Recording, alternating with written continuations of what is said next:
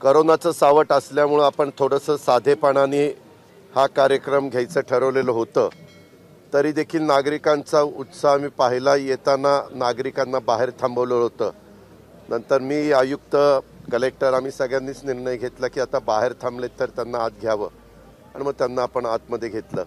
परंतु नेहमीसारखी परेड आपल्याला घेता आली नाही. त्याचं कारण म्हणजे गर्दी कमी राहावी हा त्याच्या पाठीमागचा दृष्टिकोन होता. फिजिकल डिस्टन्स ठेवावा हा त्याच्या पाठीमागचा दृष्टिकोन होता. आज राज्याचे प्रमुख मुख्यमंत्री देखील शिवाजी पार्कला हजर होते. तिथल्या झेंडावंदनला स्वतः राज्यपाल महोदय तिथं झेंडावंदन करत असतात आणि बाकीचे सन्माननीय सहकारी हजर असतात आणि त्याच्यामुळं एक चांगलं आनंदाचं वातावरण सगळीकडे पाहायला मिळतंय. एकंदरीतच एका गोष्टीचं आणखीन समाधान आहे की काल आपल्या महाराष्ट्रातल्या 51 पोलीस अधिकारी असतील, आमचे पोलीस असतील, ह्या सहकाऱ्यांना तिथं पदकं बहाल करण्यात आली आणि काही मान्यवरांना पद्मभूषण, पद्मश्री अशा प्रकारची पण पदकं बहाल करण्यात आली. आणि त्याच्यात सायरस पुनावाला असतील, आपल्यातल्या अनेकांना, सुलोचना चव्हाण असतील, अशा अनेक मान्यवरांना ही पदकं त्या ठिकाणी मिळालेली आहेत. मी त्यांचंही मनापासून कौतुक करतो, अभिनंदन करतो. त्यांच्या पुढच्या वाटचालीच्या करता शुभेच्छा देतो. एकंदरीतच काम करत असताना संविधान हे इतकं महत्त्वाचं आहे हे आज देखील आपल्याला प्रत्येक बाबतीमध्ये जाणवतं आणि प्रजासत्ताक दिनाच्या महत्त्व देखील नवीन पिढीला देखील कळायला लागलेलं आहे आणि त्याच्यामुळं ती एक समाधानाची बाब आहे. आणि एकंदरीतच सध्या माझा अर्थसंकल्प 11 मार्चला मी मांडणार आहे, शुक्रवारी. पण 28 फेब्रुवारीपासून आमचं अधिवेशन सुरू होतं. केंद्र सरकारचं अधिवेशन, बजेट अधिवेशन 1 फेब्रुवारीपासून त्या ठिकाणी सुरू होतं. साधारण 1 फेब्रुवारीला अधिवेशन सुरू झाल्यानंतर कशा पद्धतीचा अर्थसंकल्प केंद्रीय अर्थमंत्री मांडतायत त्याच्यावर प्रत्येक राज्याच्या अर्थमंत्र्यांचं आणि मुख्यमंत्र्यांचं आणि सहकाऱ्यांचं लक्ष असतं आणि त्याच्यातून ते किती वेगवेगळ्या प्रकारच्या सवलती, वेगवेगळ्या प्रकारच्या योजना हे देशाच्या करता, राज्यांच्या करता देतात. राज्याला डायरेक्ट 50%, 75% असा त्याचा रेशो असतो. त्याच्यातनं काय काय मिळणार आहे. एका गोष्टीचं थोडंसं काळजी आहे की आपल्याला सगळ्यांना माहिती असेल की पाठीमागच्या काळामध्ये 1 नेशन 1 टॅक्स अशा प्रकारचा निर्णय झाला आणि GST आलं. त्याला आता 5 वर्ष झालेली आहे. त्या 5 वर्षाच्या काळामध्ये आपल्याला ठराविक रक्कम प्रत्येक राज्यांना केंद्र सरकार देत होतं, परंतु ती आता बंद होणार आहे. आम्ही सगळ्या राज्यांच्या अर्थमंत्र्यांनी विनंती केलेली आहे की 2 वर्ष कोरोनाची सगळ्यांनाच अडचणीची गेलेली आहेत आणि त्याच्यामुळं अर्थव्यवस्थेला देखील थोडाफार फटका बसलेला आहे आणि त्याच्यामुळं ते 5 वर्षाचं अजून 2 वर्ष वाढवावी का, तर कोरोनाचं सावट 2 वर्ष त्या ठिकाणी होतं. आता त्याच्याबद्दलचा निर्णय काय केंद्र सरकार घेत आहे किंवा अर्थमंत्री महोदया घेतात हे आपल्याला नजीकच्या काळामध्ये कळेल. पण जर यदा कदाचित त्यांनी आता 5 वर्ष झाली म्हणून थांबवलं तर मग मात्र हा आपल्याला कितपत GST जमा होतोय, कारण महाराष्ट्रामध्ये जमा होणारा निम्मा GST हा केंद्राला जातो, निम्मा GST आपल्या राज्याला मिळतो आणि त्याच्याबद्दलचे आम्ही थोडंसं काल मी माझ्या अर्थ मंत्रालयातल्या अधिकारी वर्गाला एकत्र घेऊन बसलो होतो आणि त्याचा आढावा घेतला. त्याची माहिती घेतल्यानंतर मला असं वाटतंय की मी ह्याच्याबद्दल उद्याच्याला बहुतेक मुख्यमंत्री कॅबिनेट ठेवतील, कारण बुधवारचा दिवस कॅबिनेटचा असतो. उद्या गुरुवार, आज बुधवारी 26 जानेवारी असल्यामुळं प्रत्येक पालकमंत्री आपल्या आपल्या जिल्ह्यामध्ये झेंडावंदनाच्या करता गेलेले होते. त्यांना परत याला वेळ लागेल. त्याच्यामुळे उद्या कॅबिनेट होण्याची शक्यता आहे आणि त्याच्यामध्ये मी ह्या काही गोष्टी सगळ्याच मुख्यमंत्र्यांच्या आणि आमच्या सिनियर मंत्र्यांच्या सगळ्यांच्या लक्षामध्ये आणून देणार आहे. एकंदरीतच वेगवेगळ्या प्रकारच्या संकट असतात, काही चांगल्या गोष्टी घडतात, काही थोड्या अशा अडचणीच्या गोष्टी घडतात, परंतु त्याच्यातनंच मार्ग काढायचा असतो आणि ती महाराष्ट्राची परंपरा आहे. ती परंपरा पुढे देखील चालू ठेवण्याचा प्रयत्न महाविकास आघाडीच्या वतीनं आमच्या सगळ्यांच्याकडनं होईल.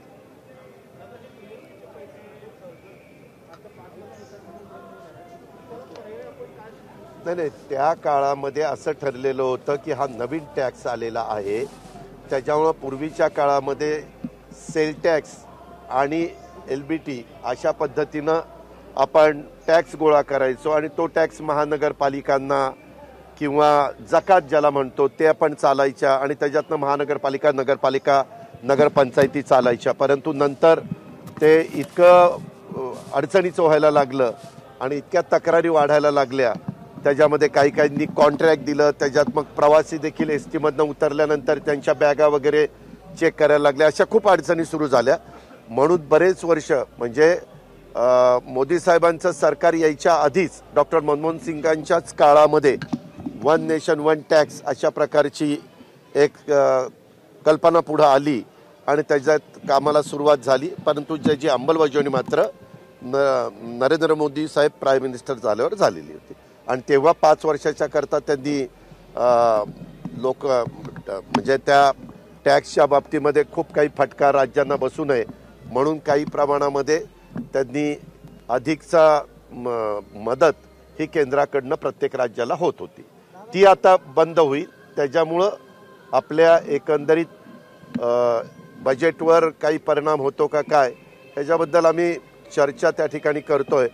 मला आत्तापर्यंत साधारण डिसेंबर एंडपर्यंत काय आपलं उत्पन्न आलेलं आहे, महसूल, भांडवली खर्च किती वगैरे ते सगळ्या गोष्टी आम्ही पाहिल्यात. आता राहिलेल्या 3 महिन्यामध्ये काय होतंय त्याचाही आम्ही आढावा घेतोय. एक आहे, ह्या तिसरी लाट आपल्याला काही प्रमाणामध्ये पाहायला मिळते, त्याच्यामध्ये व्यवहारावर फार परिणाम झाला नाही. जसं पहिल्या लाटेमध्ये सगळंच ठप्प झालेलं होतं, सगळ्यांची रोजीरोटीच थांबलेली होती, तसं मात्र मुख्यमंत्र्यांनी आणि आम्ही सरकारमध्ये होऊन दिलेलं नाही. त्याच्यात फक्त शाळा कॉलेजेसचा प्रश्न आला. परंतु आता काही ठिकाणी शाळा तर सोमवारपासून सुरू झाल्या, कॉलेजेस पण 1 फेब्रुवारीपासून सुरू करायचं आमचे उदय सामंत म्हणून त्या विभागाचे मंत्री आहेत, त्यांनी पण सुतोवाच केलेला आहे. आणि परत ह्या महिन्यामध्ये ह्या आठवड्यामध्ये महापौर आणि सगळे आम्ही लोकप्रतिनिधी, खासदार एकत्र बसतो आणि निर्णय घेतो अधिकाऱ्यांना बरोबर घेऊन. त्यावेळेस मग पुण्यामध्ये काय करायचं आहे, काय साधारण परिस्थिती 7 दिवसाची राहील ते बघून आपण पुण्यातल्या पण शाळांच्या बद्दलचा निर्णय घेणार आहोत. मिळाला, त्याच्यामध्ये सगळा नाही मिळाला. नंतरच्या काळामध्ये जसं आपल्याला अडचणी आल्या, छोट्या मोठ्या दुकानदारांना अडचणी आल्या, तसं केंद्राला पण अडचणी आल्या. त्याच्यामुळं केंद्राची पूर्ण रक्कम त्या ठिकाणी त्या वेळेस मिळत नाही, थोडीशी ती पुढं ढकलली जाते. कधी 25,000 राहतात, कधी 30,000 राहतात, कधी 32,000 राहतात. पण उशिरा का होईना ते मिळते, पण त्याला वेळ लागतो, एवढी मात्र गोष्ट खरी आहे. नाही, उद्याच्या कॅबिनेटच्या संदर्भामध्ये आज मुख्यमंत्री ठरवतील. आम्ही त्यांना असं विनंती केलेली होती की आज बुधवारी प्रत्येकजण पार गडचिरोली, चंद्रपूर, इकडं कोल्हापूर, इकडं नंदुरबार, धुळे अशा वेगवेगळ्या भागात जातात, तर त्यांना येण्याच्या करता वेळ लागेल. तर आजची तर सुट्टीच आहे, तर उद्या अर्जन्सी असेल तर उद्या घ्या. आता तो सर्वस्वी अधिकार मुख्यमंत्री महोदयांचा असतो, ते त्या ठिकाणी ठरवतील. परंतु आम्ही बहुतेक जण उद्या मुंबईमध्ये आहे, म्हणजे आजच दुपारी सगळी इथली कामं उरकून मुंबईला जाणार आहोत.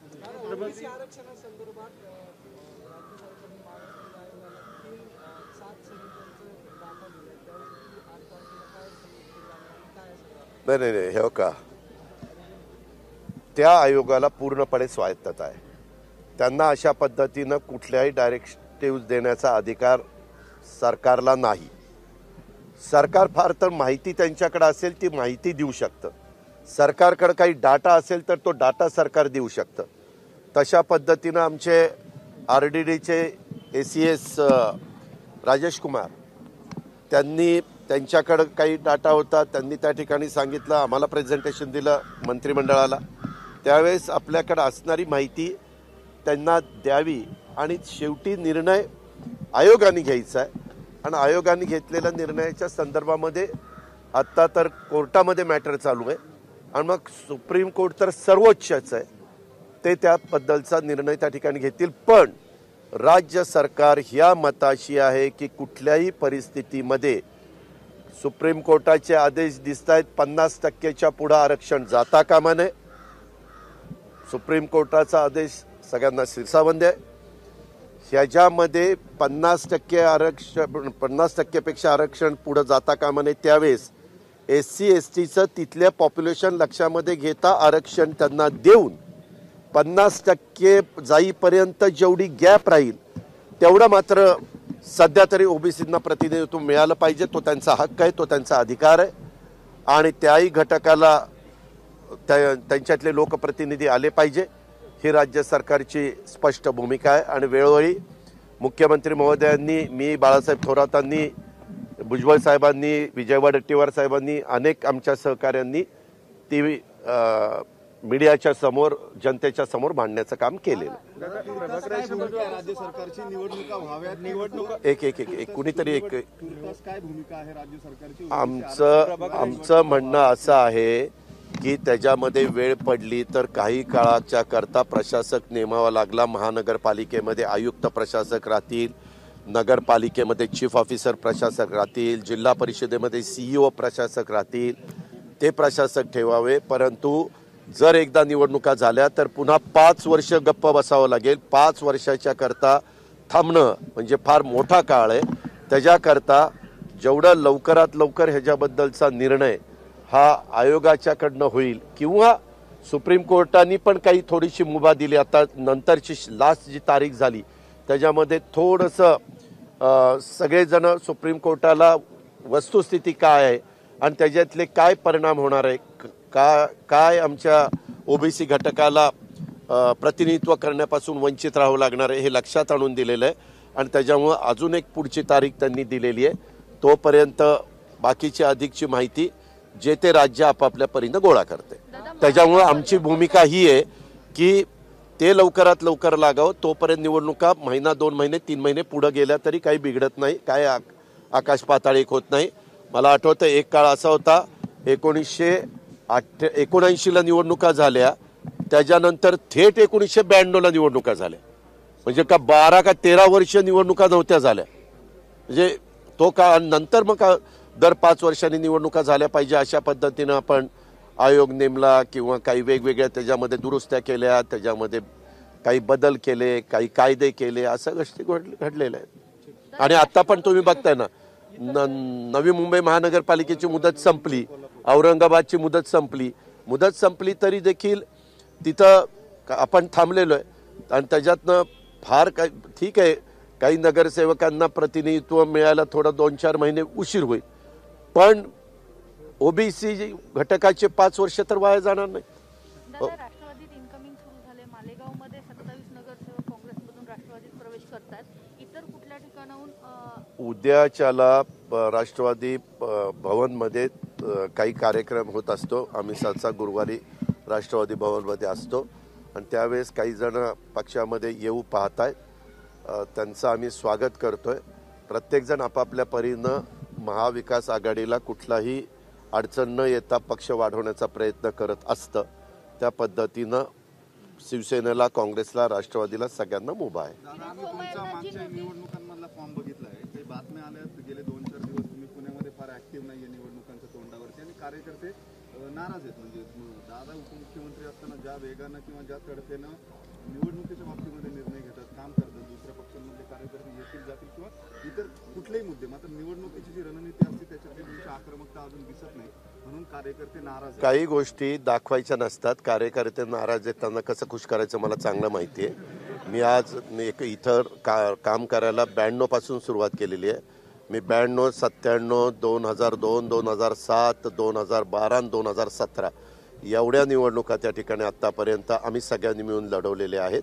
आणि सध्या माझा फर्स्ट प्रायोरिटी आपल्या राज्याचा अर्थसंकल्प येणारा हा सादर करण्याच्या करता, कारण मला प्रत्येक तालुक्याचा जिल्हा वार्षिक आराखडा, प्रत्येक जिल्ह्याचा जिल्हा वार्षिक आराखडा आणि प्रत्येक डिपार्टमेंटचं अर्थसंकल्पामध्ये त्यांना कशा पद्धतीनं किती रक्कम द्यायची, काय द्यायची, त्यांच्या काही मागण्या आहेत, काय आपली सरकारची भूमिका असली पाहिजे, ते काम आहे. आणि त्या कामामध्ये सध्या मी व्यस्त आहे. पक्षाच्या कामाच्या संदर्भामध्ये जे काही आमचे पदाधिकारी ते आपल्या आपल्या परीनं काम करतायत. आणि निवडणुकीच्या संदर्भातल्या ज्या काही गोष्टी असतात त्या अगदी उघडपणे सगळ्या मीडियाला सांगून करायच्या नसतात.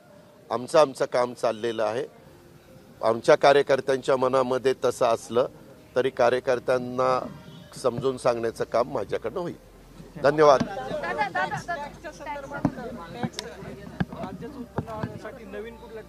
आता मी सांगू शकत नाही, तो हक्कभंग होऊ शकतो. सरकार पहिल्यांदा आम्ही जिल्हा वार्षिक योजनेचा काल सगळे जिल्हे संपले.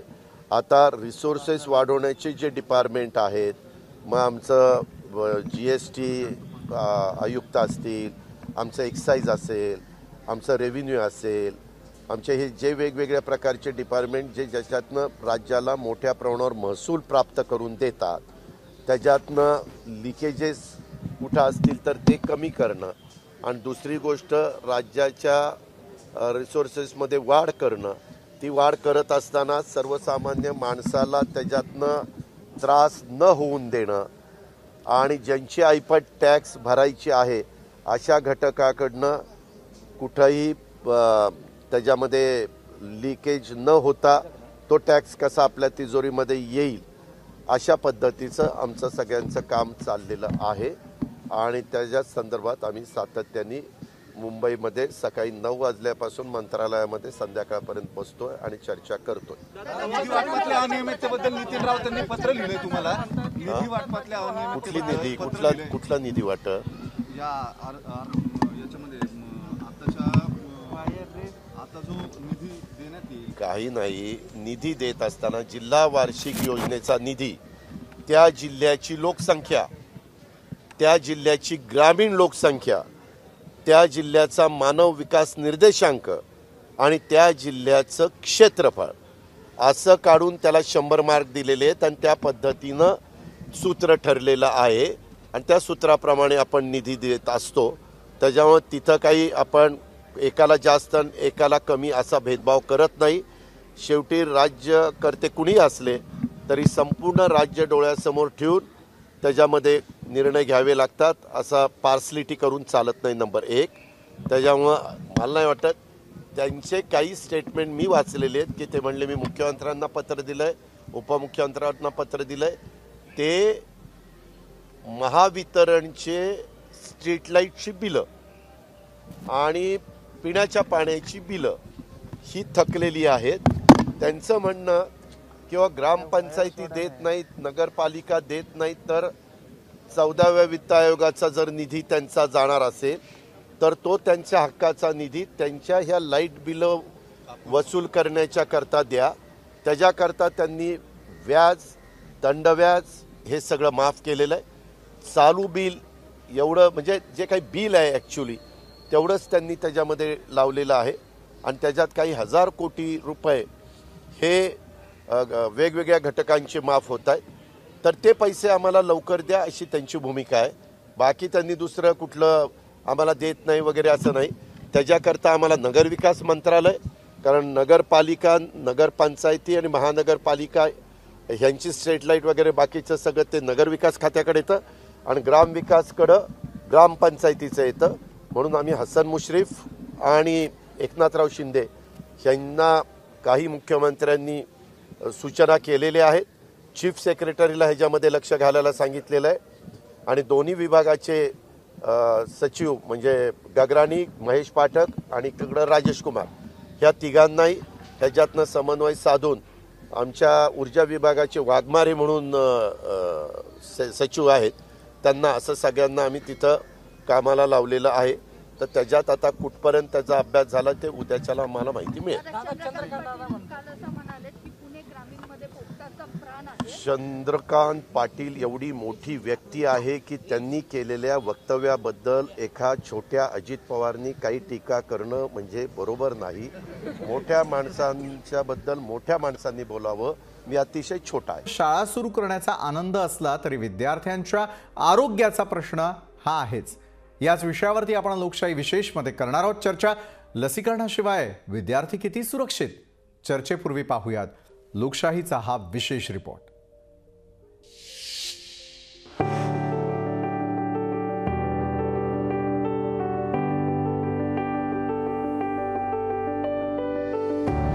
चोवीस जानेवारीपासून शाळांमध्ये पुन्हा किलबिलाट.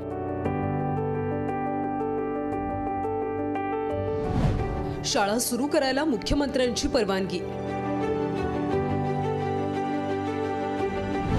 15 वर्षांखालील विद्यार्थ्यांच्या लसीकरणाचं काय? 12वी पर्यंतचे वर्ग होणार सुरू.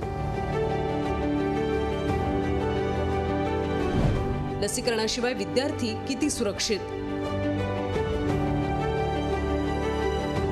अखेर 24 जानेवारीपासून म्हणजेच सोमवारपासून राज्यात शाळा सुरू होणार आहेत. शिक्षण मंत्री वर्षा गायकवाड यांनी बुधवारी शाळा सुरू करण्यासाठी पाठवलेल्या प्रस्तावाला मुख्यमंत्री उद्धव ठाकरेंनी परवानगी दिली आहे. त्यामुळे आता केजी पासून ते अगदी 12वी पर्यंतचे वर्ग सुरू होण्याचा मार्ग मोकळा झालाय. कोरोनाच्या तिसऱ्या लाटेच्या पार्श्वभूमीवर आणि रुग्णसंख्येत किंचित वाढ दिसताच यंदा 3 जानेवारीपासून 15 फेब्रुवारीपर्यंत शाळा बंद ठेवण्याचा निर्णय सरकारने घेतला होता. दरम्यान गेल्या काही दिवसात घटत जाणारी रुग्णसंख्या शिवाय तिसऱ्या लाटेत फारसा उपद्रव मूल्य नसल्यानं शाळा पुन्हा सुरू कराव्यात अशी मागणी पालक आणि शिक्षण संस्था करत होत्या. मात्र विद्यार्थ्यांच्या आरोग्याचा प्रश्न असल्यानं सरकारनं तयारी दाखवली नव्हती. मात्र आता मुख्यमंत्री शाळा सुरू करायला अनुकूल झालेत. कल माननीय मुख्यमंत्री महोदय जी के पास भेजी थी, जिसको माननीय मुख्यमंत्री महोदय जी ने सम्मति दी है और मंडे 24 से जो है वो स्कूल शुरू हो रहे हैं, 1 से 12वीं तक, और प्री प्राइमरी स्कूल का भी शुरू करने का निर्णय हमने लिया है. मार्च 2020 मध्ये राज्यातल्या शाळा बंद केल्यानंतर थेट 15 डिसेंबर 2021 रोजी पहिलीपासूनच्या शाळा सुरू झाल्या होत्या. तोपर्यंत ऑनलाईन वर्ग सुरू होते आणि ऑनलाईन परीक्षाही झाल्या. मात्र या सर्वांमध्ये विद्यार्थ्यांच्या शिक्षणाची आबाळ होत असल्याचं लक्षात आल्यामुळे शाळा ऑफलाईन सुरू करण्याची मागणी जोर धरत होती. याबाबत अगदी अलीकडेच राज्याच्या चाइल्ड टास्क फोर्सनंही शाळा सुरू करण्याबाबत हिरवा कंदील दाखवला होता. त्यामुळे आता केजी पासून अगदी 12वी पर्यंत शाळा कॉलेज सुरू होणार आहेत. ज्या भागात कोरोनाचे रुग्ण कमी आहेत तिथल्या शाळा सुरू होतील आणि जिथं रुग्णसंख्या वाढतीये तिथला निर्णय स्थानिक प्रशासन घेणार आहे. पण आता कुठे 15 ते 18 वयोगटातील मुलांचं लसीकरण होत आहे आणि 15 वर्षांखालील मुलांसाठी अजून लस उपलब्ध झाली नाही. अशा परिस्थितीत शाळा सुरू केल्यास मुलांच्या आरोग्याला धोका होऊ शकतो. शिवाय अगदी 5 वर्षांपासून 16 ते 17 वर्षापर्यंतचे विद्यार्थी शाळा कॉलेजमध्ये जाणार असल्यानं त्यांचा जीव महत्त्वाचा आहे. ही बाब दुर्लक्षित करून चालणार नाही. ब्युरो रिपोर्ट, लोकशाही न्यूज. आणि याच महत्त्वाच्या विषयावरती अधिक चर्चा करण्यासाठी आपण आज आमंत्रित केलेले बालरोग तज्ज्ञ डॉक्टर सिद्धेश शेलार यांना मेसा सरचिटणीस प्रवीण आव्हाळे, पालक प्रतिनिधी जयश्री देशपांडे आणि मुख्याध्यापक आनंद विश्व गुरुकुलच्या सीमा हर्डीकर देखील आपल्यासोबत या चर्चासत्रामध्ये जोडले गेलेले आहेत. सर्व मान्यवरांचं मी स्वागत करतो. मेसाचे सरचिटणीस प्रवीण आव्हाळे आपल्यापासून सुरुवात करतो. प्रवीणजी, गेल्या कित्येक दिवसांपासून शिक्षण मंत्री असतील, शालेय शिक्षण मंत्री असतील, प्रत्येकावरती दबाव आहे तो म्हणजे शाळा ऑफलाईन पद्धतीनं सुरू करण्यासंदर्भामध्ये. मात्र आज ज्यावेळेला अशा प्रकारचा निर्णय येतो आणि सोमवारी विद्यार्थी शाळेमध्ये येतील, मात्र विद्यार्थ्यांच्या आरोग्याचं काय? प्रवीण आव्हाळे. मी Praveen Avhale, Maharashtra English school association MESA संघटना. आज सर्वप्रथम मी राज्य सरकारने जो निर्णय घेतला त्याचं मी या ठिकाणी स्वागत करतो आणि माननीय मुख्यमंत्री व शिक्षण मंत्री यांनी जो सकारात्मक निर्णय घेतलेला आहे त्या शिक्षण क्षेत्रामध्ये त्यांचं पण मी आभार व्यक्त करतो, अभिनंदन करतो. आणि त्याचबरोबर लोकशाही चॅनलने जो पालकांचा आवाज, विद्यार्थ्यांचा आवाज, शिक्षकांचा आवाज आणि संघटनांचा आवाज सरकारपर्यंत पोहोचवला, त्यांचं पण मी या ठिकाणी आभार व्यक्त करतो आणि अभिनंदन करतो. आणि आजचा जो आपला सोमवारपासून जी शाळा सुरू होणार आहे, तर आपण शाळा सुरू करताना मुलांची सुरक्षितता आणि आरोग्य हे खूप महत्त्वाचं आहे, हे आपण बघतोय. पण गेल्या 1.5 ते 2 वर्षामध्ये आपण बघतोय की सर्व पालक, विद्यार्थी, शिक्षक, मुख्याध्यापक आणि संस्थाचालक हे जागरूक झालेले आहे. कोरोना, कोविड-19, ओमिक्रॉन हे जे काय जो प्रादुर्भाव आहे त्याच्यापासून बचाव कसा करायचा हे सर्वांना आता चांगल्या रीतीने माहीत झालेलं आहे. तर ह्या ज्या सुरक्षितता सोमवारपासून शाळा सुरू होणार आहे, तर मग इथे मी Maharashtra English school association MESA संघटना च्या माध्यमातून सर्वांना आव्हान करतो, सर्व संस्थाचालक, सर्व मुख्याध्यापक, शिक्षक आणि पालक आणि विद्यार्थ्यांना की शाळेत जेव्हा येताना मास्क हे कंपल्सरी असणं फार गरजेचं आहे.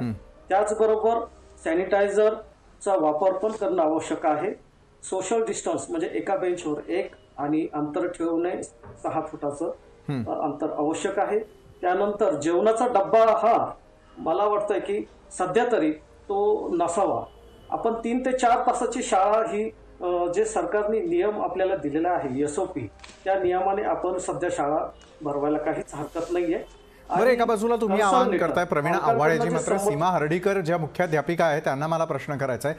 सीमा हर्डीकरजी, आलेल्या विद्यार्थ्यांचं जे आरोग्य असेल त्याची जबाबदारी पुन्हा कुणावरती? म्हणजे यापूर्वी ज्या वेळेला निर्णय घेण्यात आला शाळा सुरू करण्यासंदर्भातला कन्सेंट लेटर लिहून घेण्यात आलेलं होतं पालकांकडून, मात्र यावेळेला जर विद्यार्थी येणार असतील तर त्यांच्या आरोग्याची जबाबदारी ही शाळा प्रशासनाची, त्या पालकांची, त्या स्वतः विद्यार्थ्यांची की नेमकी कुणाची? खूप छान प्रश्न तुम्ही हा विचारलाय. कारण मी जेव्हा डिसेंबरमध्ये आम्ही आमची शाळा सुरू केली तेव्हा मला हा प्रश्न पालक सभेमध्ये विचारला गेला होता की मॅडम आम्ही पाठवायला तर तयार आहोत मुलांना, पण जर मुलाला जर इन्फेक्शन झालं तर त्याची जबाबदारी कोण घेणार? तर माझा प्रश्न त्यांना हे होता की आता सगळीकडे रिस्क तर आहेच, मुलांचं जे शारीरिक स्वास्थ्य त्याची संपूर्ण काळजी आज जर मी माझ्या शाळेमध्ये मुलांना बोलावते आहे तर मी जितक्या SOPs आहेत, जी काळजी मला घ्यायची अगदी माझ्या मुलासारखी मी तुमच्या मुलाची काळजी घेणार आहे. पण तुम्ही हे सांगू शकाल का की मुलाला ते इन्फेक्शन शाळेमध्येच झालं आहे का की घरी झालं आहे? कारण फक्त शाळांबाबतीत हाच प्रश्न विचारला जातोय की शाळेत पाठवायचं की नाही पाठवायचं. पार्ट्यांमध्ये लोक जात आहेत, लग्न अटेंड करतात आहे, सुट्ट्या समजून गावी सुद्धा जातात आहे, सगळं मग इन्फेक्शन तिथे होणार नाही का मुलांना? तर जी काळजी आज शाळेच्या प्रशासनाने घ्यायची ती सगळी काळजी आम्ही घेणारच आहे. पण याच्या उपरी जर सपोज त्याला जर झालं इन्फेक्शन तर ही आमच्या सगळ्यांची ही जबाबदारी की आम्ही त्याचं प्रोटेक्शन करावं, इन्फेक्शन होऊ नये ही काळजी घेणं आमचं कर्तव्य आहे. आणि दुसरं म्हणजे त्यांचं मानसिक स्वास्थ्य. शारीरिक स्वास्थ्याबाबत तर आपण बोलतोच आहे, पण मानसिक स्वास्थ्य इतके अगदी जवळजवळ 1.5-2 वर्ष झाले मुलं घरी आहेत, फक्त आई वडील बहीण भाऊ यांनाच बघतात आहे. त्यांचं जे पियर इंटरॅक्शन आहे जे खूप जरुरी आहे. म्हणजे शाळेचं अस्तित्व तुम्ही नाकारू शकत नाही. शाळेमधला जो शिक्षक आहे आज ऑनलाईन शिकवतात आहे, सगळं काही चालू आहे, पण 100% लर्निंग होत नाही आहे. आणि मुलांचं जे मानसिक स्वास्थ्य, एक जे नॅचरल ग्रोथ मुलांना हवी, जे नॅचरल एन्व्हायरमेंट हवं ते फक्त त्यांना शाळेमध्येच मिळू शकतं. आणि जबाबदारी म्हटलं तर आपल्या सगळ्यांची जबाबदारी की शाळेचं जे अस्तित्व आहे ते कुणीही नाकारत नाही सीमा हर्डीकरजी. मात्र जयश्री देशपांडे पालक प्रतिनिधी आपल्यासोबत आहे. जयश्री देशपांडेजी, ज्यावेळेला शाळा सुरू करण्यासंदर्भामध्ये सरकारवरती दबाव निर्माण केला जातो त्यावेळेला शाळा पुढाकार घेतात, मात्र ज्यावेळेला विद्यार्थ्यांच्या आरोग्याचा प्रश्न येतो, जबाबदारी येते, त्यावेळेला मात्र या विद्यार्थ्यांच्या आरोग्याची जबाबदारी पुन्हा एकदा पालकांच्या भरोश्यावरती त्या ठिकाणी ठेवली जाते. मात्र जर ऑनलाईन पद्धतीनं शिक्षण सुरू आहे तर मग ऑफलाईन पद्धतीनं शिक्षण देण्यात यावं याचा अट्टहास केला जातो असं नाही का वाटत आहे? कारण आत्तापर्यंत 15 वर्षाच्या वयोगटातील असलेले जे विद्यार्थी आहे त्यांच्या लसीकरणासंदर्भातला निर्णय घेण्यात आला, ठोस उपाययोजना करण्यात आलेल्या नाही आहेत. जयश्री देशपांडे. निश्चितच खूप छान प्रश्न आहे.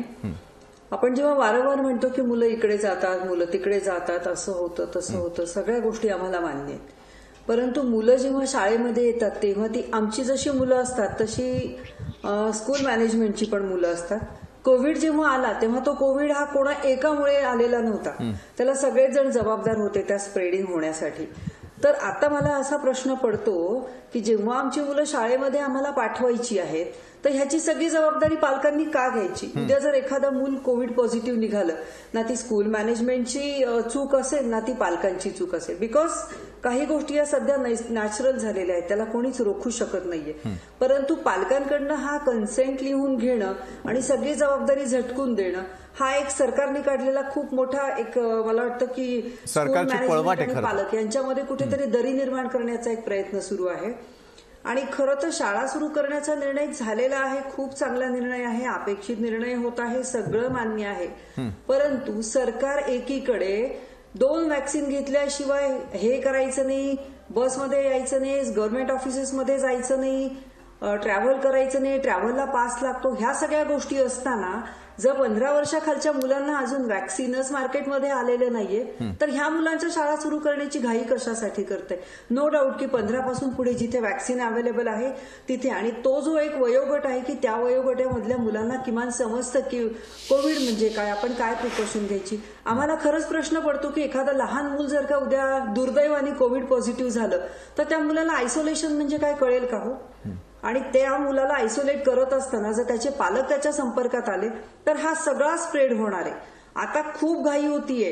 8वी 9वी 10वीच्या मुलांच्या शाळा कॉलेजेस सुरू करणं याबद्दल अजिबातच दुमत नाहीये, परंतु लहान वयोगट जो आहे, ज्या वयोगटाला खरंच कळत नाही, शाळा त्यांची काळजी घेईल, शिक्षक त्यांची खूप चांगली काळजी घेतील, परंतु मुलांना जर समजतच नाहीये, 4 तास असेल त्या 4 तासामध्ये मुलं खरंच कंटिन्युअस मास्क लावून बसू शकतात का?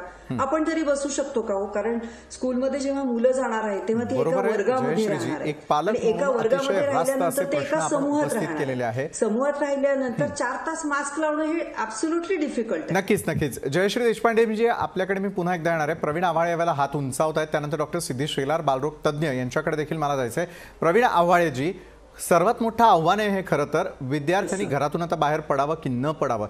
साधारण 2 वर्षाचा कालावधी गेलेला आहे, ज्या वेळेला शाळा सुरू कराव्यात का न कराव्यात का, मग त्या विद्यार्थ्यांची जबाबदारी कुणाची, अशा संभ्रमावस्थेमध्ये असताना शाळा प्रशासन जे आहे, आज आपण जिंकलेलो आहोत, त्यानंतर सरकारनं योग्य तो निर्णय घेतला असं आपण स्वागत करता, मात्र विद्यार्थ्यांच्या भवितव्याचं काय, विद्यार्थ्यांच्या आरोग्याचा प्रश्न किती? न कळते वयामध्ये जर त्या ठिकाणी कोरोनाची लागण झाली किंवा जीवावरती बेतेपर्यंत जर ओमायक्रॉन सारखी लागण झाली तर मात्र त्याला कोण जबाबदार घेणार आहे? प्रवीण आव्हाळे.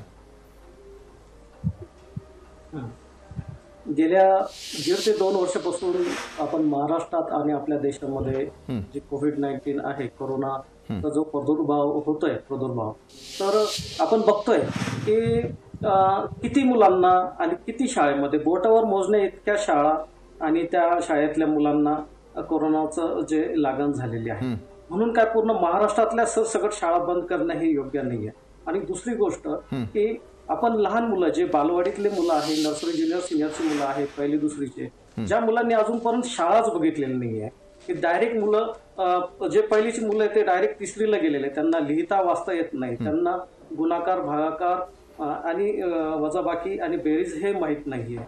मग आपण काय म्हणतो की आपला बेस, आपण एखादं घर बांधतो आणि घर बांधताना बेस पक्का असायला पाहिजे, तेव्हा आपण जी इमारत आहे ती 20 ते 25 मजली किंवा 10 मजली 5 मजली बांधू शकतो. पण जर बेसच कच्चा राहिला त्या मुलांचा तर मग उद्याचा जो 21व्या शतकामध्ये आपला जो देश आहे तो कुठे असणार, हा पण आपल्याला विचार करावा लागणार आहे.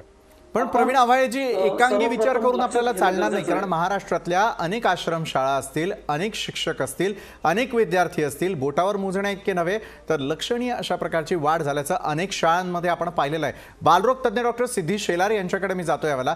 डॉक्टर सिद्धी शेलार, न कळतं वय आहे, अनेक प्रकारच्या लसीकरण करणं हे आवश्यक असताना दुसरीकडे मात्र कोरोना ओमायक्रॉन सारख्या परिस्थितीला सामोरे जात असताना हे विद्यार्थी घरातून बाहेर पडणं हे कितपत योग्य असं आपल्याला वाटतं?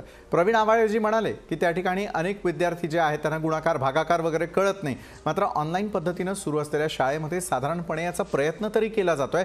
मात्र या न कळत्या वयामध्ये जर विद्यार्थी बाहेर पडले तर सुपर स्प्रेडर म्हणून ते सगळ्यांसमोर येतील असं नाही का वाटत? एक बालरोग तज्ज्ञ म्हणून आपण कशा प्रकारे या संपूर्ण प्रकरणाला पाहणार आहात? डॉक्टर सिद्धी शेलार.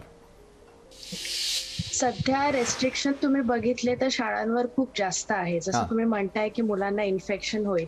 पण मला असा एक प्रश्न विचारायचा आहे सगळ्यांना, गेली 2 वर्ष किती मुलं 24 तास घरात बसले आहेत? तुम्ही मुलांना बाहेर गार्डन्स मध्ये पाठवता, तुम्ही मुलांना बाहेर शॉपिंगला घेऊन जाता, तुम्ही मुलांना बाहेर पार्टी आणि लग्नाला घेऊन जाता, तेव्हा तुम्ही इन्फेक्शनचा विचार करत नाही, मग फक्त शाळांमध्येच का? सो तिकडे जर तुम्ही मुलांचं, आता जसं तुम्ही लसीकरणाबद्दल म्हणालात, सो एक लसीकरणचा भाग आपण बाजूला ठेवू सध्या, कारण 15 वर्षांच्या खाली मुलांना लसीकरण आलेलं नाहीये. सो त्यांच्यामध्ये तुम्ही काळजी म्हणजे काय की तुम्ही त्यांना घरातून त्यांची इम्युनिटी व्यवस्थित ठेवणं हे तुम्ही लक्ष देऊ शकता. त्याच्यासाठी तुम्ही त्यांचा आहार व्यवस्थित ठेवणं सगळ्यात जास्त गरजेचं आहे. आणि प्लस आहारासोबत त्यांची इम्युनिटी वाढवायला जे सध्या वॅक्सिन्स अवेलेबल आहेत 15 वर्षाखाली, जसं फ्लू वॅक्सिन म्हणा, ते तुम्ही सध्या कंटिन्यू ठेवू शकता. सो फक्त तुम्ही स्कूल्सला टार्गेट करून की नाही फक्त तुम्ही स्कूल्स बंद ठेवा, तुम्हाला मुलांना स्कूल्समध्ये इन्फेक्शन पसरेल, हे माझ्या मते तरी चुकीचं आहे. बरोबर आहे, आपण त्याला मान्यता देत नाही. जयश्री देशपांडे जी मी आपल्याकडे येत होता, जयश्रीजी उर्वरित आपल्याला 3 आज गेस्ट आहे, त्या तिन्ही गेस्टचं म्हणणं आहे की मग शाळेमध्येच फक्त जे आहे ते त्या ठिकाणी कोरोनाची लागण होते का, इतर ठिकाणी देखील विद्यार्थी जातात, मात्र जेवढी काळजी विद्यार्थी घरामध्ये घेताना दिसून येत आहेत तेवढी शाळेमध्ये घेतली जाणार का? आणि मग प्रश्न तोच पुन्हा उपस्थित होतो की जबाबदारी कुणाची? जयश्री देशपांडे. नक्कीच शाळेमध्ये आत्ता जे सगळ्या मान्यवरांचं म्हणणं आहे त्या म्हणण्याशी मी पूर्ण सहमत आहे. परंतु जेव्हा ही मुलं आपल्या पालकांच्या बरोबर असतात किंवा त्यांच्याबरोबर कोणीतरी समोर असतं किंवा ते एका लिमिटेड मॉबमध्ये जातात, अशा वेळेला त्यांना कंट्रोल करायला तिथे कोणीतरी असते. इथे एका शिक्षिकेला आपल्या वर्गातली मुलं कंट्रोल होणं प्रॅक्टिकली पॉसिबल आहे का? नंबर 1. नंबर 2, सरसकट शाळा सुरू करण्यापेक्षा तुर्तास जिथे रुग्णसंख्या कमी असेल त्या ठिकाणी व्यवस्थित शाळा सुरू कराव्यात तिथेही. आणि सध्याचा आता नाही म्हटलं तरी सगळ्या गोष्टी तुम्हाला ट्रायलवरतीच करायला लागणार आहेत. पहिल्यांदा 10वी पासून जरी वॅक्सिन अवेलेबल असेल तरी 8वी 9वी 10वी सुरू करावेत. तो एक टप्पा नेमका कसा होतो त्याच्यावरती अभ्यास करावा आणि त्यानंतर लहान मुलांचा विचार करावा. इथे काय होतंय, सरसकट विचार केला जातो. ही गोष्ट का लक्षात घेत नाही की जेव्हा मुलं पालकांच्या बरोबर असतात तेव्हा गोष्टी वेगळ्या असतात. जरी आता सर म्हणाले की 2 वर्ष मुलं शाळेत गेली नाहीत, हे आम्हालाही मान्य आहे. परंतु ह्या 2 महिन्यांसाठी आता सुदैवाने रुग्णसंख्या कमी होत चालली आहे. अजून पुढच्या काही दिवसात कदाचित अजूनही कमी होईल. अजून 15 दिवस जर वाट बघितली आणि नंतर जर या लहान गटाची शाळा सुरू केली आणि आता फक्त मोठ्या गटाची शाळा सुरू केली तर मला नाही वाटत की ह्याच्यावरती फार वाईट परिणाम होतील. आणि निश्चित तोपर्यंत हळूहळू रुग्णसंख्या कमी होतीये, याचा विचार का लोक करत नाहीत, खरंच खूप मोठा प्रश्न पडतोय याच्याबद्दल. बरोबर आहे जयश्रीजी, आपण उपस्थित केलेल्या प्रश्नाचं उत्तर सीमा हर्डीकर मॅडम यांच्याकडून आपण घेऊयात. मुख्याध्यापक आहेत त्या. सीमा हर्डीकरजी, सर्वच वयोगटातील मुलं मुली जर एकत्र त्या ठिकाणी आले तर धोका जास्त संभवतो असं नाही का वाटत? कारण साधारणपणे विद्यार्थी ज्या वेळेला एकत्र येतील तर विविध माध्यमातून ते शाळेपर्यंत पोहोचणार आहे. एकतर पालक सोडतील किंवा ते एखाद्या बसनं प्रवास करत असतील किंवा ऑटोनं प्रवास करणार असतील. मात्र ज्यावेळेला अशा प्रकारे ते एकत्रितपणे येतील, विविध वयोगटाचे मुलं मुली एकत्र आल्यानंतर मात्र येणाऱ्या समस्या मोठ्या होऊ शकतात असं नाही का वाटत? सीमा हर्डीकरजी, शाळा सुरू होण्याला कोणाचाही विरोध नाही आहे, मात्र त्या ठिकाणी लसीकरणाशिवाय विद्यार्थी किती सुरक्षित आहेत हा मूळ मुद्दा आहे. बिलकुल हे बरोबर आहे. सगळ्यात आधी मी एक जो कन्सेंट लेटरच्या बद्दल बोलल्या गेलो तर मी त्याच्याबद्दल सांगणार आहे की जेव्हा आज माझ्या शाळेने जर मुलांना शाळेमध्ये बोलावलं तर कन्सेंट लेटरचा जरी मला एक फॉर्मॅट दिला आहे तरी त्याच्या आधी मी एक छान पत्र त्यांना लिहिलं पॅरेंट्सला की मी काय काय करणार आहे की जेणेकरून तुमच्या मुलाला शाळेमध्ये मी पूर्ण प्रोटेक्शन देईन की त्याला कोरोनाची लागण होऊ नये. सगळं मी त्याच्यामध्ये लिहिलेलं होतं. हे सगळं झाल्यावर ही माझी तयारी आहे, एकदम ब्लॅक अँड व्हाईटमध्ये ठेवलं होतं की जर हे असेल तर तुमची जर तयारी असेल मुलाला पाठवायची, कारण शेवटी तो पालकांचा निर्णय आहेच. कारण जसं आज जयश्री मॅडम म्हणतात की एक पालक म्हणून खरंच काळजी आहे की वॅक्सिन नाही झालंय. या सगळे मोठ्या लोकांना तर सगळ्यांनी वॅक्सिन घेऊन सुरक्षित होऊन गेले. आपल्याला असं वाटतं जरी झालाय कोरोना, 2 वॅक्सिन घेऊन सुद्धा लागण झालेली आहे कोरोनाची, तरी एक आपल्याला कुठे ना कुठे एक प्रोटेक्शनचा आपल्याला एक आधार वाटतो की नाही आपण लसीकरण घेतलेलं आहे. अलग अलग वयोगटाचे मुलं जेव्हा शाळेत येतात तर कुठल्याही शाळेनी, म्हणजे माझ्या याच्यात तरी असं आलं नाही, ज्यांच्या खूप भव्य इमारती आहे त्यांना तर हे खूप सोपं आहे.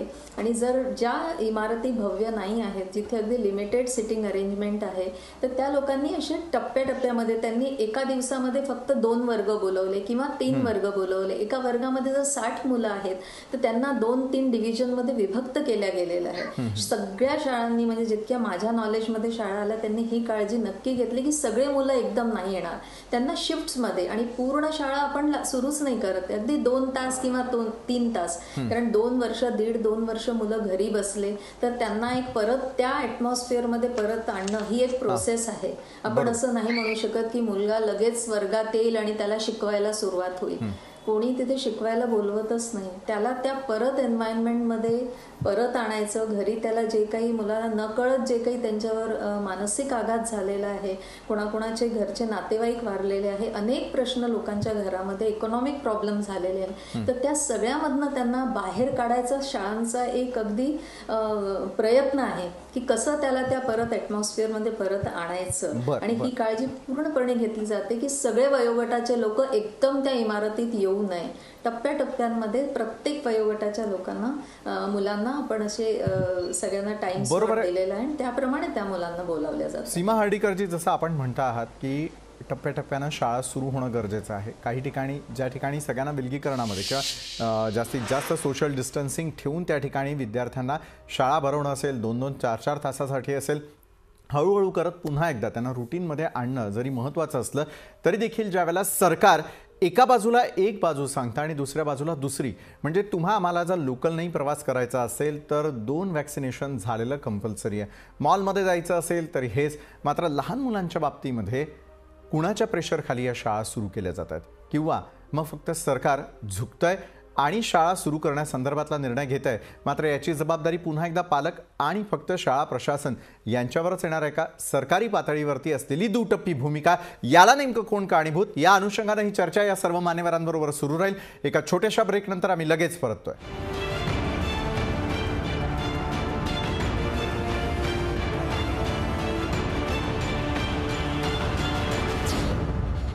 ब्रेकनंतर आपल्या सगळ्यांचं पुन्हा एकदा स्वागत. लसीकरणाशिवाय विद्यार्थी किती सुरक्षित आहेत या अनुषंगानं आज आपण चर्चा करण्यासाठी आपल्यासोबत आमंत्रित केलेलं आहे आनंद विश्व गुरुकुलच्या मुख्याध्यापिका सीमा हर्डीकर आपल्यासोबत आहे, पालक प्रतिनिधी जयश्री देशपांडे, मेसा सरचिटणीस प्रवीण आव्हाळे, बालरोग तज्ज्ञ डॉक्टर सिद्धी शेलार देखील आपल्यासोबत आहे. डॉक्टर सिद्धी शेलार, काय होतंय की वर्ल्ड हेल्थ ऑर्गनायझेशन वेगळ्या पद्धतीचे इन्स्ट्रक्शन देते, आपल्या एका वक्तव्यावरती त्याही ठाम नसल्याचं स्पष्टपणे दिसतं. अनेक वेळेला घेण्यात आलेले निर्णय हे सिद्ध करून झालेले आहेत. त्यानंतर भारतासारख्या देशातली जर आपण परिस्थिती पाहिली तर आतापर्यंत 2 वेळेला डोस घेतल्यानंतरही तिसरा बूस्टर डोस घ्यावा लागेल, मात्र बूस्टर डोस घेतल्यानंतरही कोरोनाच्या सर्व नियमांचं आपल्याला पालन करावं लागेल असं ज्या वेळेला विद्यार्थी, पालक या सगळ्यांना सांगितलं जातं त्यावेळेला या संभ्रमावस्थेसाठी नेमकं कोण कारणीभूत आहे? सर्वसामान्य माणूस हा मेडिकली तितका अवेअर जरी नसला तरी देखील आज कोरोना काळामध्ये लस घेतलेलाही सुरक्षित नाहीये, लस न घेतलेलाही सुरक्षित नाहीये. मग अशा परिस्थितीमध्ये विद्यार्थी आणि पालकांनी नेमकं काय करावं? डॉक्टर सिद्धी शेलार, आपण म्हणाल्या की लहान मुलं शाळेतच गेल्यानंतर त्यांना फक्त त्या ठिकाणी जे ते इन्फेक्शन होणार आहे का? तर नाही. मात्र बाहेर असलेल्या परिस्थितीमध्ये असलेला सगळा सावळा गोंधळ पाहिला की मग प्रश्न उपस्थित होतो की शाळा प्रशासनाच्या दबावाखाली शिक्षण तज्ज्ञ असतील किंवा त्या ठिकाणी असलेली व्यक्ती किंवा शिक्षण मंत्री हे झुकतात आणि मग निर्णय घेतात का? अशा संशयाला वाव निश्चित आहे. डॉक्टर सिद्धी शेलार.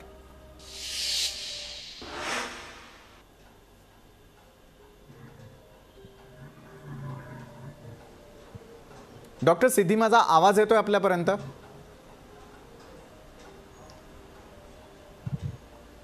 डॉक्टर सिद्धी यांच्यापर्यंत आपला आवाज कदाचित जात नाहीये. प्रवीण आव्हाळे, मी आपल्याकडे येतो. WHO ची भूमिका असेल, टास्क फोर्सची भूमिका असेल, सरकारची भूमिका असेल, प्रत्येक ठिकाणी ती दुटप्पी असल्याचं स्पष्टपणे दिसतं. शाळेमध्ये जर आपले विद्यार्थी जाणार असतील, लसीकरणाशिवाय जाणार असतील तर मात्र त्या ठिकाणी ही दुटप्पी भूमिका घेऊन चालणार नाही. एक ठोस पाऊल तुम्ही, आम्ही, आपण सगळ्यांनी मिळून उचलणं गरजेचं आहे. प्रवीण आव्हाळे. आम्ही बघितलेलं आहे की महाराष्ट्र इंग्लिश स्कूल असोसिएशन मध्ये प्रत्येक जिल्ह्यामध्ये बघतोय आपण, हा पालकांचाच आवाज आहे की पालकच म्हणतोय की गेल्या 2 वर्षापासून शाळा बंद आहेत आणि फक्त ऑनलाईन चालू आहे. आता ग्रामीणमध्ये तर ऑनलाईन हा पर्याय म्हणजे पूर्ण सक्षम नाही. आता शहरामध्ये पण ऑनलाईन हा जो पर्याय आहे तो हा 60 ते 70% सक्सेस आहे. आणि आपण बघतोय की हे जे मुलं आहेत, आपण पालक म्हणतात की सुरक्षितता ही तर महत्त्वाचीच आहे आणि त्यांची काळजी घेणं पण महत्त्वाचीच आहे, परंतु हे जे मुलं आहेत मामाच्या गावाला जातात किंवा बाजारात जातात, इतर ठिकाणी हे जातात, काय घरीच बसून राहत नाही. आणि काही मुलं भीतीपोटी आणि एकदम मनामध्ये जी भीती ते घरीच थांबलेले, तर त्यांचं जे आहे हेल्थ जे आहे ते बघतायत की त्यांचं शरीराचा जो आकार आहे तो बदललेला आहे आणि त्यांच्या मानसिक संतुलन बिघडलेलं आहे. मग अशामुळे काय होतंय की लहान मुलांचं शैक्षणिक नुकसान पण होतंय आणि त्यांच्या आरोग्यावर पण परिणाम होतोय आणि त्यांना एक भीतीचं वातावरण तयार झालेलं आहे. त्यांना एक चांगलं पॉझिटिव्ह वातावरण देणं गरजेचं आहे. आणि हे जे काय संभ्रमाचं वातावरण चालू आहे, आपण बघतोय गेल्या 2 वर्षांमध्ये कोणत्याही मुलाला ह्या पॉझिटिव्हची लागण झालेली आहे, परंतु त्याच्यातनं मृत्यूदर हा एकही आतापर्यंत सापडला गेलेला नाहीये. बरोबर आहे. आपल्याला काळजी मात्र पुढच्या जनरेशनचे डॉक्टर सिद्धी शेलार बालरोग तज्ज्ञ म्हणून जास्त व्यवस्थितरित्या सांगू शकतील.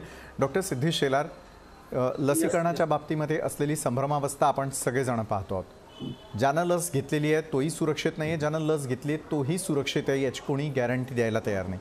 बूस्टर डोस संदर्भातही तीच अवस्था असल्याचं दिसतंय.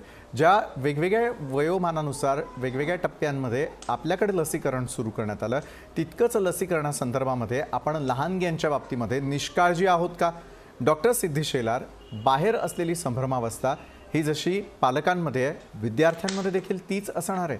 कारण बाहेर गेल्यानंतर कोरोनाचे सर्व नियम हे विद्यार्थी खरोखर पाळतायत का, हे मात्र एकत्र आल्यानंतर त्यावरती कोण नियंत्रण ठेवणार, कोण लक्ष देणार आणि ही संभ्रमावस्था कधी दूर होणार? डॉक्टर सिद्धी शेलार. लसीकरणचं जसं तुम्ही म्हणालात की टप्प्याटप्प्याने लसीकरण सध्या सुरू करण्यात आलं आहे. कोविड ह्याचे आतापर्यंत 3 स्ट्रेन आलेले आहेत. प्रत्येकाचे सिम्पटम्स बघितलात तर प्रत्येकाचे सिम्पटम्स हे वेगवेगळे आहेत. कोविड हा व्हायरस असल्यामुळे त्याचे सिम्पटम्स सेम राहत नाही, त्याचे रूपांतर होत राहतं, त्यामुळे सिम्पटम्स दरवेळेस चेंज होत राहतात. जसं तुम्ही मागे काही वर्षांपूर्वी जशी फ्लूची साथ आलेली, फ्लू मध्येही तेच झालेलं.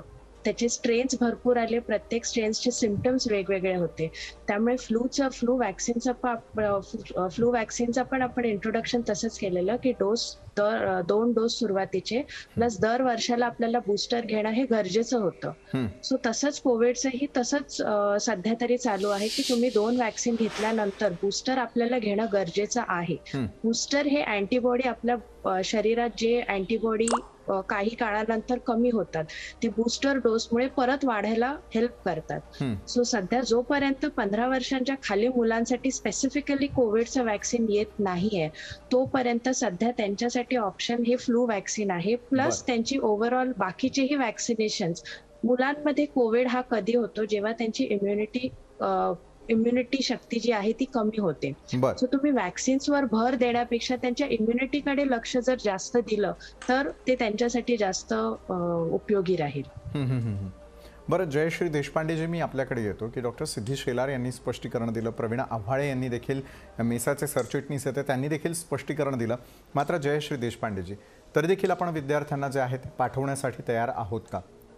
विना लसीकरण किंवा लसीकरणाशिवाय जर ते जाणार असतील तर मात्र त्यांची जबाबदारी पूर्णपणे कोण घेणार? कारण आज ऑनलाईन पद्धतीनं देखील शिक्षण जे आहे ते कोणाचंही थांबलेलं नाही आहे, तितक्याच व्यवस्थितरित्या सुरू आहे. मात्र अनेक पालकांमध्ये हा देखील संभ्रम आहे की शाळा प्रशासन असतील किंवा ज्या प्रायव्हेट शाळा आहेत त्यांच्या दबावासमोर जे आहे ते सरकार थेटपणे झुकताना दिसून येत आहे. म्हणून मुख्यमंत्री आणि शिक्षण मंत्र्यांनी तशा प्रकारचा निर्णय घेतलेला आहे. ही अवस्था खरोखर पालकांची आहे असं वाटतं का आपल्याला? जयश्री देशपांडे. खूप छान बोललात आपण, त्याबद्दल खरंच आपले आभार मानू इच्छिते सगळ्या पालकांच्या वतीने.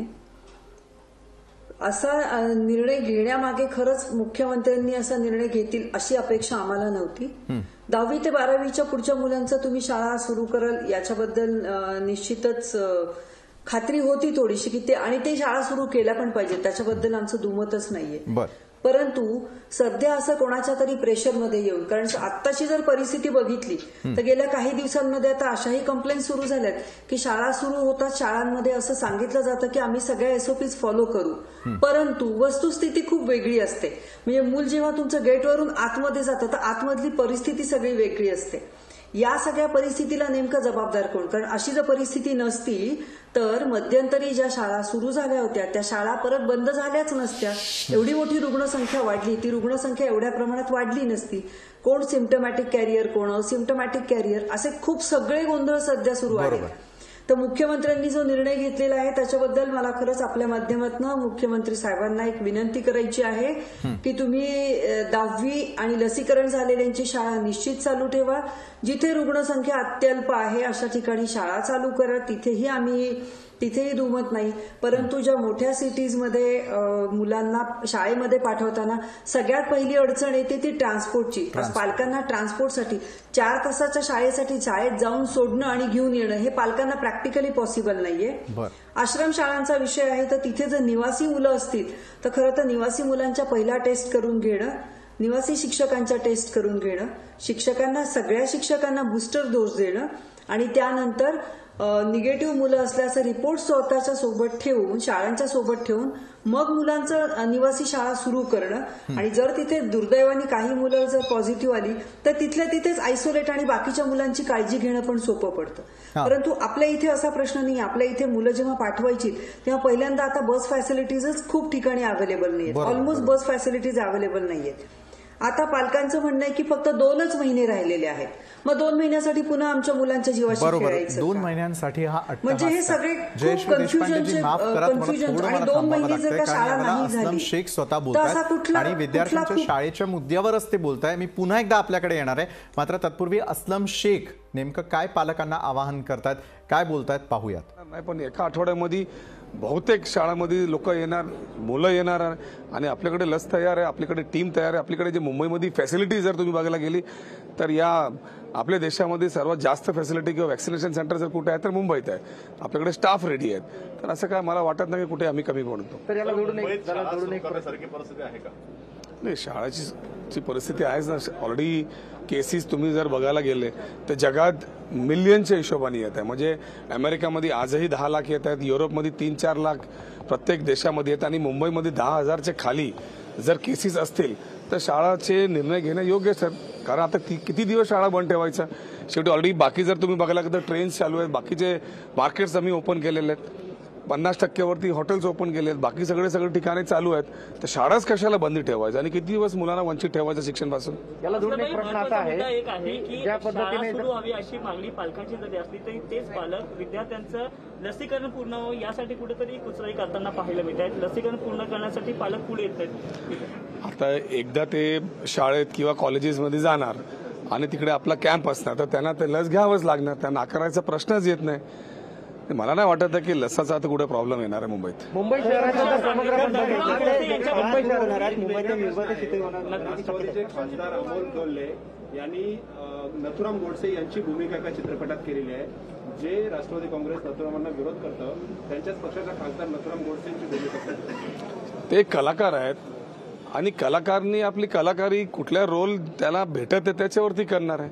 त्यांनी काय भगवानचा रोल केला तर ते भगवान होऊन जात नाही. शेवटी कलाकारच असते. विलन असू द्या की डान्सर असू द्या की कॉमेडियन असू द्या, कलाकार असतोय. त्याला कुठेही पॉलिटिक्स बरोबर जोडणं हे योग्य नाही. काँग्रेसचा विचार बदलला का याच्या बाबतीत, नथुराम गोडसेच्या बाबतीत? नाही, काही देशामध्ये लोक आहेत ते एवढेपणे त्यांचा विचार बदलला दिसतोय आणि भारतीय जनता पार्टीचे बरेच नेत्यांचा आणि मंत्र्यांचा दिसतोय. पण मला नाही वाटत की तुमच्यापैकी किंवा आमच्यापैकी कोणाचा गोडसेबद्दल विचार बदलला असेल. तर लहान यांच्या बाबतीमध्ये निर्णय घेत असताना खुद्द अस्लम शेख यांनी देखील या ठिकाणी एक महत्त्वाचा प्रश्न उपस्थित केला की मुंबईसारख्या ठिकाणी लसीकरण करणं शक्य आहे, उर्वरित महाराष्ट्राचं काय, त्या ठिकाणच्या विद्यार्थ्यांचं भवितव्याचं काय, त्यांच्यासाठी देखील लसीकरणाच्या तितक्याच फॅसिलिटीज जेवढ्या मुंबईमध्ये आहेत तेवढ्या असणार आहेत का. या अनुषंगाने या सर्व मान्यवरांबरोबर चर्चा सुरू राहील. एका छोट्याशा ब्रेकनंतर आम्ही लगेच परततोय.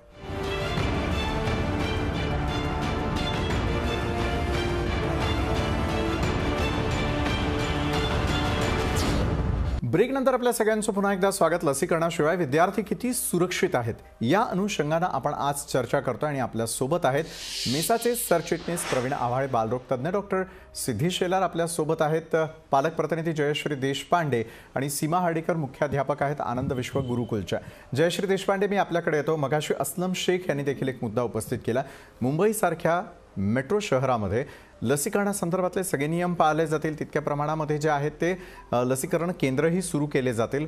उर्वरित महाराष्ट्राचं काय, त्या ठिकाणचे विद्यार्थी आणि त्यांचं भवितव्य देखील तितकंच महत्त्वाचं आहे. आपल्याला त्यावेळेला मी थांबवलं तर आपण आपला मुद्दा पूर्ण करू शकता. जयश्री देशपांडे. निश्चितच खूप मोठ्या प्रमाणाची शंका अशी निर्माण होते की जिथे काही एरियाज अजूनही असे आहेत की जिथे मोठ्यांचं लसीकरण पण झालेलं नाहीये. शिक्षक लोकांना खरं तर प्रायमरी आता 2 डोसेस झालेल्यांना सुद्धा पुन्हा कोविड होतोय, त्यांना पुन्हा एक बुस्टर डोस आलाय. आता हे सगळे डोसेस नेमके किती लोकांचे घेऊन झालेत, किती लोकांचे किती सेफ आहेत, अजून याच्याबद्दलची काही म्हणजे बुस्टर डोस बद्दलची अजून फारशी काही कल्पना आली नाही. कोविडचे रूल्स हे सतत बदलत राहतात. मागचा कोविड फर्स्ट अटेम्प्टचा होता, त्याच्यामध्ये आपल्याला 14 दिवस आयसोलेशन होतं. आता 7 डेज आयसोलेशन आहे. आता सध्या काही ठिकाणी काही डॉक्टर्स म्हणतात टेस्ट करायच्या, काही डॉक्टर्स म्हणतात टेस्ट करायच्याच नाहीत. मग ह्या सगळ्या संभ्रमावस्थेमध्ये आणि रोजच्या वातावरणाच्या बदलामध्ये आपण आपल्या मुलांना निश्चित अशा वातावरणामध्ये बाहेर पाठवणार का? किंवा शाळा जरी म्हणत असतील की आम्ही सगळ्या, कारण आता माझ्याकडे काही अशा कंप्लेंट्स आलेल्या आहेत की शाळांनी जरी एसओपीज फॉलो करतो असं म्हटलं असलं तरी आतमध्ये परिस्थिती वेगळी होती. मग तिथे सरकारची अशी कुठली सेकंडरी यंत्रणा आहे का की जे तिथे जाऊन क्रॉस चेक करणार आहेत? किंवा दुसऱ्या अर्थी बोललो तर शाळांना सपोर्ट सिस्टम आहे का एखादी तिथे उभी? हे किती जरी फॉलो करतो म्हणाले तरी आतमध्ये सिच्युएशन नेमकी कोणाला कळते? बरोबर आहे जयश्रीजी, आपण जे एवढ्या सगळ्या गोष्टी करण्यापेक्षा त्या अतिशय रास्त आहे. सीमा हर्डीकरजी मला आपल्याकडून उत्तर अपेक्षित आहे. जसं जयश्री देशपांडे यांच्याकडे पालक प्रतिनिधी म्हणून अनेक प्रश्न उपस्थित केले गेले की त्या ठिकाणी आतली परिस्थिती वेगळी. बसने जर विद्यार्थी प्रवास करणार असतील, मावशी त्यांच्यासाठी काळजी घेण्यासाठी त्या ठिकाणी असतील, त्यांचं लसीकरण झालेलं आहे का, त्यांच्यामुळे तर विद्यार्थ्यांना लागण होणार नाही ना, असे एक नाही अनेक प्रश्न पालकांच्या मनामध्ये आहेत. याचं समाधान शाळा प्रशासन कशा प्रकारे करू शकतील? सीमा हर्डीकर. आता डिसेंबरमध्ये जेव्हा शाळा सुरू झाल्या तेव्हा ट्रान्सपोर्टबद्दल काहीच नियमावली, म्हणजे हे होतं की एका सीटवर एकच विद्यार्थ्याला बसवायचं आहे आणि अनेक मोस्टली म्हणजे ठाणे आणि मुंबईमध्ये तर खूप कमी शाळांनी आपलं जे ट्रान्सपोर्ट आहे ते सुरू केलं. तर ट्रान्सपोर्टचं परवडत पण नाही आहे शाळांना, कारण एका सीटवर जिथे 2-2 विद्यार्थी बसायचे, जर 18 सीटर जर गाडी असेल तर त्याच्यामध्ये मग अगदी त्या लोकांना म्हणजे परवडणारच नाही. डिस्टन्स बघा किंवा आणि फी पण एक मोठा मुद्दा असतो त्याच्यामध्ये की एकदम आपण असं इनएक्झॉर्बिटंट फी पण नाही वाढवू शकत, कारण आता कोविडमुळे अनेक लोकांना फायनान्शियल प्रॉब्लेम्स पण खूप झालेले. तर शाळांना खरं म्हणजे खूप मोठी ही एक अडचण आहे. तर ट्रान्सपोर्ट फॅसिलिटी तर सुरू करतच नाही आहे. शिवाय पॅरेंट्सचा हा पण एक मुद्दा असतो की पुष्कळशे पॅरेंट्स वर्किंग असतात, तर त्यांना रोज सोडायला, आणि त्याच्यामुळे सुद्धा हा एक अगदी सत्य आहे की वर्गांमध्ये उपस्थिती या कारणामुळे पण खूप कमी आहे. कारण सगळ्या पालकांना हे शक्य होत नाही की रोज विद्यार्थ्याला शाळेत सोडायचं आणि घरी न्यायचं. शाळामध्ये जी सपोर्ट सिस्टीम आहे तर प्रत्येक शाळाला ही एक बांधिलकी असते की कुठल्या तरी हॉस्पिटलशी किंवा कुठल्या तरी डॉक्टर्स त्यांच्या पॅनलवर असले पाहिजे, कुठल्या तरी हॉस्पिटलशी त्यांचं हे संलग्नते असले पाहिजे की काही पण अनफोर्सीन झालं किंवा कुठल्याही प्रकारचं जर गरज पडली तर एकदम एका फोनवर एका बोलावण्यावर डॉक्टर हजर होऊ शकतो. तर हे प्रत्येक शाळेला ही बांधिलकी असते आणि जितक्या चांगल्या शाळा आहेत त्यांचं ही व्यवस्था त्यांच्याकडे असतेच. पुन्हा जसं मी म्हटलं की हा एक खरंच खूप मोठा प्रश्न आहे की पालक कितपर्यंत त्या शाळेवर विश्वास ठेवतात, शाळा कितपर्यंत सगळ्या एसओपी पाळून सुद्धा कुठपर्यंत कशी सर्व्हिस देऊ शकतात, हा खरंच एक म्हणजे वादविवादचाच प्रश्न आहे. बरोबर आहे. मात्र वादविवाद टाळून आपल्याला त्यातून मध्यम मार्ग काढणं ही खरं तर आपली सगळ्यांची जबाबदारी. आणि त्याच अनुषंगाने प्रवीण आव्हाळे मी आता आपल्याकडे येतो. प्रवीणची शाळा प्रशासनाची बाजू आपण ऐकून घेतली, जयश्री देशपांडे यांच्या माध्यमातून पालकांचं म्हणणं देखील आपण समजावून घेतलं. मात्र प्रवीण आव्हाळेजी, 2 महिन्यांनी कुठला नेमका असा फरक पडणार आहे की जेणेकरून शाळा सुरू झाल्या तर विद्यार्थ्यांचं भवितव्य जे आहे ते टांगणीला लागणार नाही? 2 महिन्याचा हा गोल्डन आवर घेऊन यामध्येच जर आपण सगळ्यांचे लसीकरण करवले, विद्यार्थ्यांना सुरक्षित केलं आणि मग शाळेमध्ये धाडलं तर मात्र प्रत्येकाची रिस्क जी आहे ती कमी होईल असं नाही का वाटत? घिसाडघाईनं आपण हा 2 महिन्यांसाठी निर्णय घेतोय असं वाटतंय का? शैक्षणिक वर्ष संपायला आलेलं असताना. प्रवीण आव्हाळे. शैक्षणिक वर्ष हे आता 2च महिने राहिलेले आहे.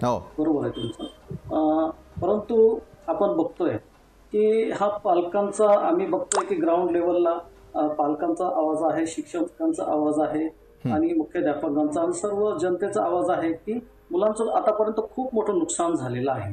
आणि आतापर्यंत जो मृत्यू दर आहे मुलांचा तो तर नाहीच आहे, म्हणजे 0% आहे.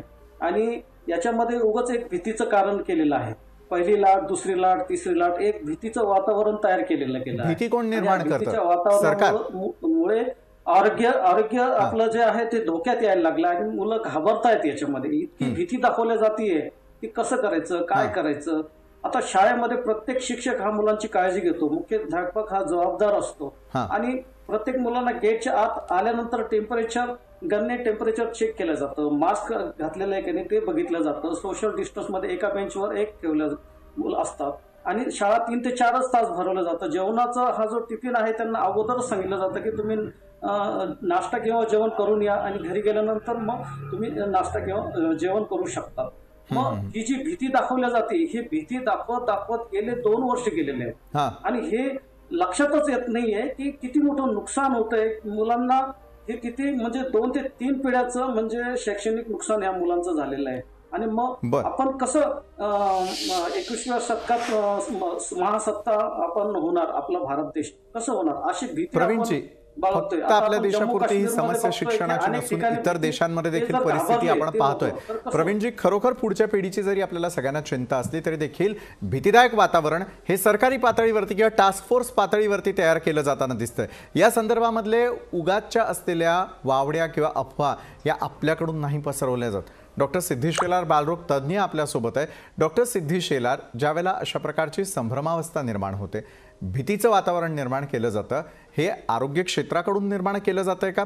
कारण डॉक्टर सिद्धी शेलार, विद्यार्थ्यांनी शाळेत जावं, आपलं नुकसान टळावं यासाठी पालकही तितकेच सकारात्मक आहेत. मात्र ज्या प्रकारची वातावरण निर्मिती बाहेर केली जाते अशा वेळेला मग मध्यम मार्ग आपण सगळ्यांनी मिळून कुठला काढायचा आहे?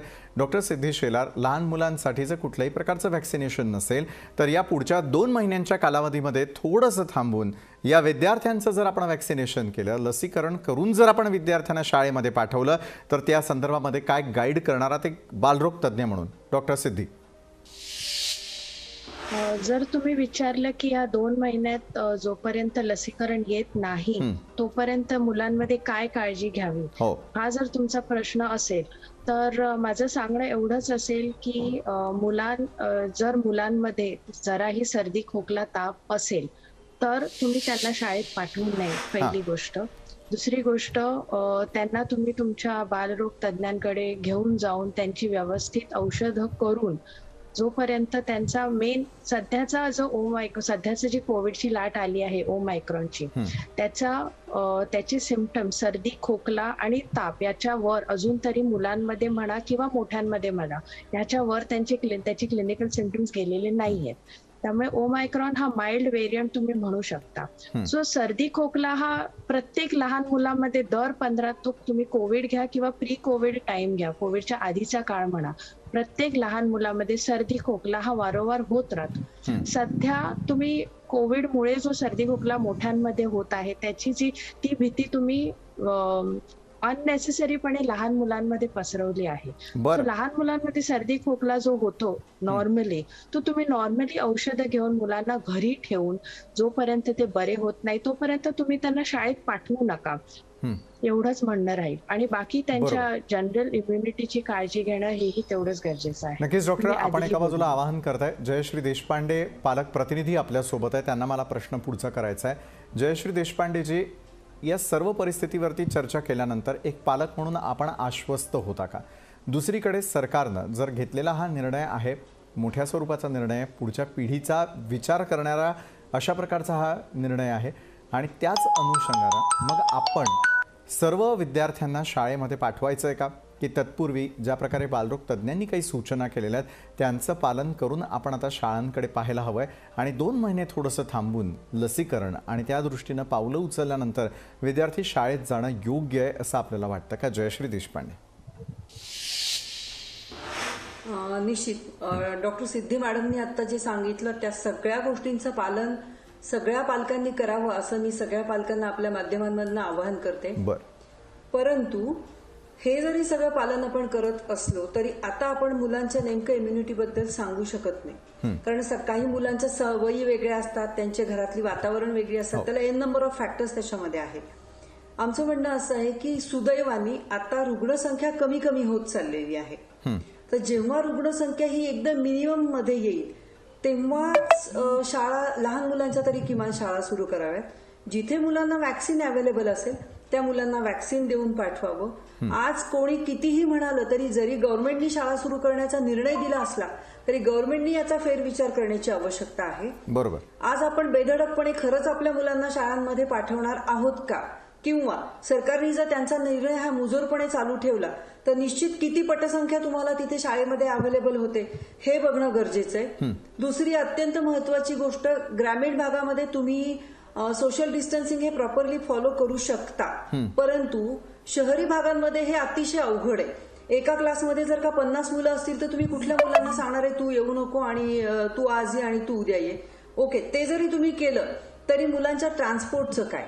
मुलं शाळेमध्ये गेल्यानंतर आज आपण सगळ्यांचं जरी आता मान्यवरांचं म्हणणं होतं की मुलं ग्राउंडमध्ये खेळतात, परंतु ग्राउंडमध्ये 50 मुलं नक्कीच खेळत नाहीत। एका सोसायट्यांमधले अजूनही खूप धास्तावलेला पालक आहे की खूप कमी प्रमाणात पालक आपल्या मुलांना खाली पाठवतात, किंवा पाठवल्यानंतर मुलांवरती डोळ्यात तेल घालून लक्ष असतं। आज कुठे कोणाच्या मुलाला साधी एक सर्दी झाली म्हटलं तरी बाकीच्या त्यांच्यासोबतचा जो सगळा पालकवर्ग आहे तो अलर्ट होतो।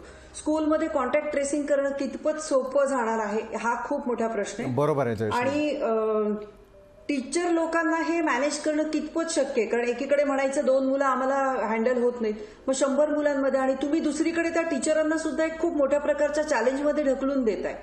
सरकारने याचा पुन्हा पुन्हा विचार करण्याची गरज आहे। बरोबर आहे। सरकारी पातळीवरती जयश्री देशपांडेजी विचार होणं गरजेचे। सीमा हर्डीकरजी, अगदी 10 ते 20 सेकंदाचाच फक्त आपल्याकडे वेळ आहे, त्यामुळे मी आपल्याला प्रश्न करतोय, ऑफलाईन आणि ऑनलाईन हे दोन्ही पर्याय काही दिवसांसाठी पालकांसाठी आणि विद्यार्थ्यांसाठी खुले राहावे असं वाटतं, की मग सरकारनं जो निर्णय घेतलेला आहे त्यानुसार 24 तारखेपासून पुन्हा एकदा शाळा सुरू व्हाव्या? सीमा हर्डीकर, अगदी काही सेकंदांमध्ये। सरकारने जरी हा निर्णय घेतला आहे की शाळा सुरू व्हाव्यात, पण ऑनलाईन शिक्षण हे बंद नाही होणार, अशा काहीच सूचना आलेल्या नाही आहेत। जसं हायब्रिड टीचिंग सुरू आहे की ऑनलाईन आणि ऑफलाईन ते आता सुरू राहणार आहे, कारण अशा काहीच गाईडलाईन्स आलेल्या नाही की ऑनलाईन शिक्षण बंद करायचं। त्याच्यामुळे आणि दुसरं वॅक्सिनचं जर सांगितलं तर 15 वर्षाच्या पुढेच्या मुलांना वॅक्सिन सांगितलंय, पण मुलं वॅक्सिन घेत नाही आहे।